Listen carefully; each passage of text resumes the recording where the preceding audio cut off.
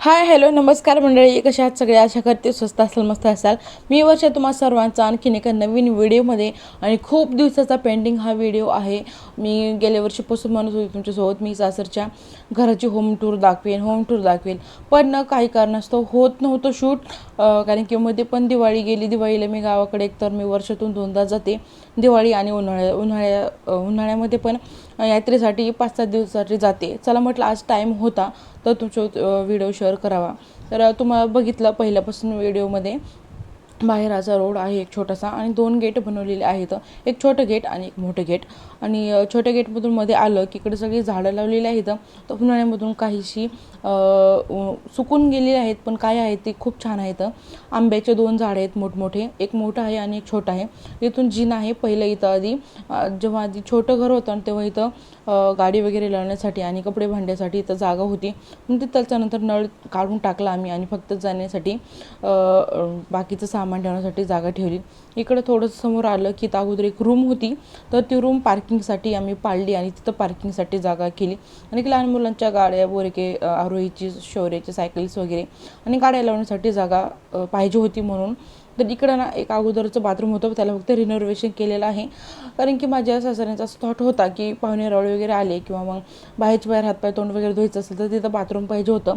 म्हणजे attach bathroom होतं, आंघोळीचं पण बाथरूम होतं आणि तर टॉयलेट बाथरूम पण होतं. इथं बुक्स वगैरे ठेवण्यासाठी अगोदरचं सेल्फ होतं काढलेलं, तिथं आम्ही रांगोळीचं वगैरे सामान ठेवतो, एक्स्ट्राचं सामान.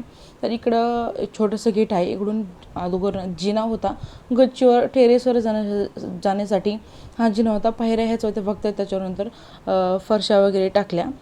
तर हे असा बाहेरचा स्पेस आहे. आता तुम्हाला हॉलमधून दाखवते.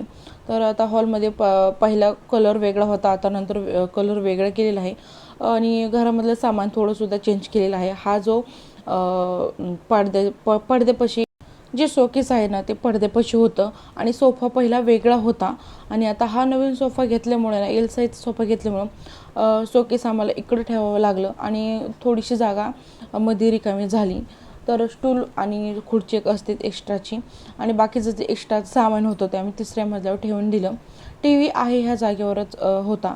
तर नंतर ना इकडे एक किचन आणि इकडं होती बेडरूम आणि इकडची एक बेडरूम. तर ही एक बेडरूम आहे. तर ह्या बेडरूममध्ये अगोदर मी जेव्हा नवीन लग्न झालं होतं ना तेव्हा ह्या बेडरूममध्ये कपाट, बेड वगैरे असं ठेवलं होतं. पूर्ण हा बेडरूम जो आहे तो पूर्ण भरलेला होता. तर आणि त्याच्यामुळे जागा होत नव्हती आणि पहिल्यांदा छोट्या रूमा होत्या.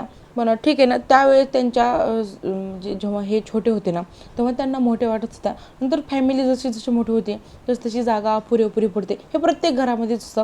हा नळ आहे इथं, वॉशिंग मशीन होती ठेवलेली अगोदर, पण आता वॉशिंग मशीन आम्ही बाहेर ठेवलेली आहे. आता थोडासा स्पेस होता जेणेकरून जाण्या येण्यासाठी किंवा जे एक्स्ट्राचं सामान असेल आपलं ते तिथं ठेवण्यासाठी, पण आता आम्ही तिथे काहीच ठेवत नाहीत. बऱ्याचशा गोष्टी आम्ही तिसऱ्या मजल्यावर ठेवून दिलेल्या आहेत जेणेकरून ना घर व्यवस्थित आणि सुटसुटीत दिसावं.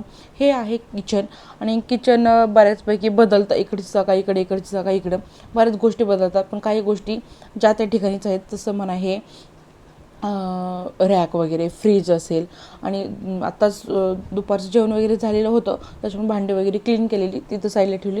मंदिर फक्त पहिल्यांदा खाली होतं, नंतर जसा शौर्य छोटा होता, लहान मुलं देवघरातली देव काय ठेवत नाही जागेवर म्हणून वरती ठेवलं. त्याच्यानंतर आरोही पण छोटी झाली त्याच्यामुळे वरती मंदिर ठेवलं. आणि हा जो माळ्यावरचा एक्स्ट्रा सामान असतं, कधी तरी लागणारं सामान असतं, ते आम्ही माळ्यावर ठेवून दिलेलं आहे. आणि हे जे किचन ओट आहे तो सुद्धा आय थिंक फर्स्ट लॉकडाऊनमध्ये मी चेंज केला होता, थोडासा लॉंग केला. फ्रीज वगैरे आहे त्या जागेवर सगळं आहे. आणि आत्ता आपण जाऊयात, हा झाला फर्स्ट फ्लोअर. सेकंड फ्लोअरला जाऊयात आता आपण. तर सेकंड फ्लोअरला जाण्यासाठी पण खूप इथं स्पेस आहे. दिवाळीसाठी, महालक्ष्मीसाठी डेकोरेशन करण्यासाठी मी इथं मस्त अशी रांगोळी काढली आहे. तुम्ही बऱ्याचशा व्हिडिओ बघितले आहे. आणि ना आता इथं असं मला वाटतं की आपण पहिल्या मजल्याहून जेव्हा दुसऱ्या मजल्यावर येतो ना तेव्हा तिथं मस्त अशी झाडं लावायची आहेत. पण मला स्वतः बनवायचे आहेत असल्या कुंड्या वगैरे. DIY मी सारखं करत असते, पण जास्त दिवस तर राहण्यात येत नाही म्हणून DIY करण्यासाठी मला म्हणजे कसं टाईम भेटत नाही किंवा जर केलं तर तिथं व्यवस्थित ठेवण्यासाठी असं होतंच ना. त्याच्यामुळे तर जे दिवाळीला जे तोरण वगैरे लावलेले आहेत सेकंड मजले ते तसेच लावलेले आहेत, ते काढले आणि छान दिसतं घराला तोरण वगैरे असलेलं. की सण असेल तेव्हाच लावायचं असं काही नाही. आपण आपलं घर सजवण्यासाठी काही गोष्टी करायलाच पाहिजे जेणेकरून वातावरण फ्रेश घरामध्ये वाटतं. तर आता हॉल चा जो दरवाजा आहे तर तो एकदम मस्त आहे, मोठा आहे आणि असं स्टायलिस्ट वाटतो, खूप छान आहे. त्याच्यामुळे मला सजवायला सुद्धा छान वाटतं. आणि खालच्या म्हणजे जे पहिलं जुनं बांधकाम होतं, म्हणजे जुनं म्हणजे पहिले जे बांधकाम स्टेजचे माळे वगैरे काढायचे, आता शक्यतो कोण माळे वगैरे काढत नाही. त्याच्यामुळे दुसऱ्या मजल्यावर माळे वगैरे काढलेले नाहीत. POP केलेली आहे आणि कर्टन्स वगैरे हे दिवाळीसाठी बसवलेले. आणि जो खालचा सोफा होता ना तो वरती आणून ठेवलेला आहे. आणि की हॉल पण रिकामा वाटू नये आणि बसायला वगैरे येतं, मुलं वगैरे खेळतात. मग सिटिंग एरियासाठी तिथं आम्ही असा सोफा ठेवून दिलेला आहे. आणि हॉलमधूनच इथं एक गॅलरी काढलेली आहे आणि दरवाजा पण काढलेला आहे. तर इथं दिवाळीचे दिवे वगैरे किंवा नंतरचं झाडं वगैरे आपण ठेवू शकतो. इथून अशी मोठी गॅलरी आहे, एल आकाराची गॅलरी आहे, जो की हॉल आणि किचनला जोडून आहे. तुम्हाला मी व्हिडिओमध्ये नंतर दाखवेनच. ही पूर्ण ड्राय बाल्कनी आहे. इथं आपण म्हणजे कपडे सुकवण्यासाठी किंवा मग असं फिरण्यासाठी, गार्डनिंग करण्यासाठी खूप मोठा स्पेस आहे हा. आणि हा स्पेस मला खूप आवडतो. आता हॉलच्या साईडला पूर्ण बाल्कनी आहे आणि इकडं किचनच्या साईडला कपडे भांडे धुण्यासाठी आणि थोडासा स्पेस किचनच्या इकडून असा ठेवलेला आहे, जेणेकरून ना कपडे भांडे करण्यासाठी वेगळा स्पेस ठेवलेला आहे. किचनमध्ये जास्त राडा वगैरे होऊ नये म्हणून. आता हा आहे हॉल. हॉलच्या एकीकडं सेम खाली जसं कंस्ट्रक्शन होतं सेम तसंच, फक्त जिथं किचन होतं तिथं पहिलं बेडरूम म्हणजे पूर्वेकडे तोंड आपलं किचनचं यायला पाहिजे, तसं खाली नव्हतं, तसं आता वरती केलेलं आहे.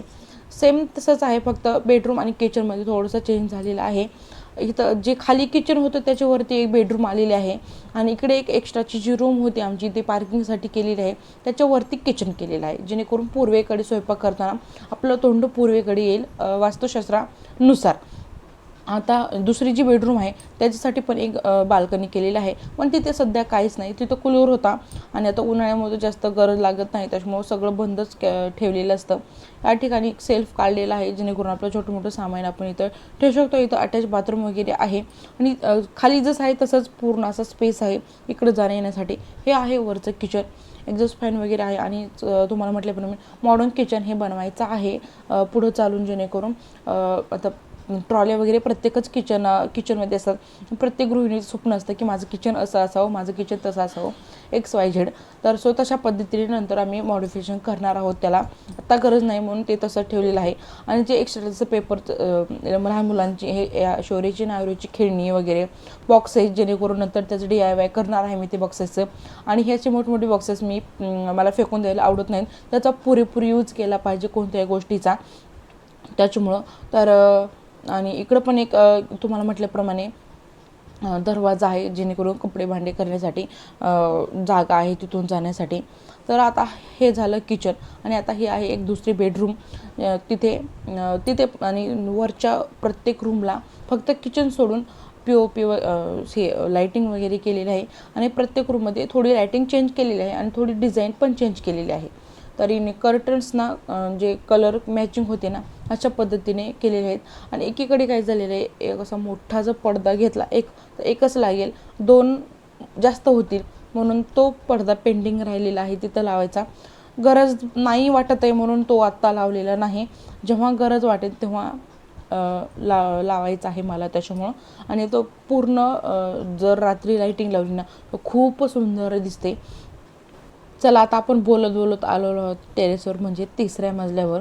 टेरेसवर खूप सारा स्पेस, भरपूर जागा ठेवलेली आहे, जेणेकरून वाळवण वगैरे वाढण्यासाठी, गार्डनिंगसाठी खूप सारा स्पेस आहे.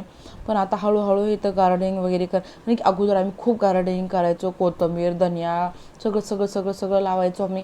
पण आत्ताही 3-4 वर्षामध्ये लावलेलं नाही आणि नंतर लावायचं आहे. तर इथं कोरड्या वगैरे करण्यासाठीची चूल आहे ना, तर ती जेव्हा बांधकाम चालू होतं तेव्हाच करून घेतलेलं आहे. फक्त याला सिमेंट वगैरे लावून व्यवस्थित करायचं आहे, पण आत्ताच नाही, कारण की वाळवण वगैरेची जी कामं आहेत ना ते झाल्याच्या नंतर ना लगेचच आम्ही करून घेणार आहोत.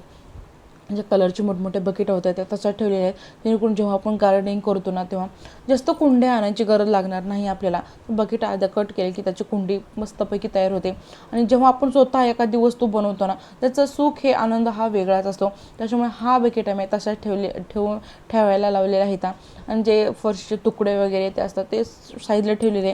जेव्हा आपण गार्डनिंग करतो ना तेव्हा त्या सगळ्या वस्तू उपयोगी पडतात असं मला तरी वाटतं. आणि टाकाऊपासून टिकाऊ मला नेहमीच बनवायला आवडतं.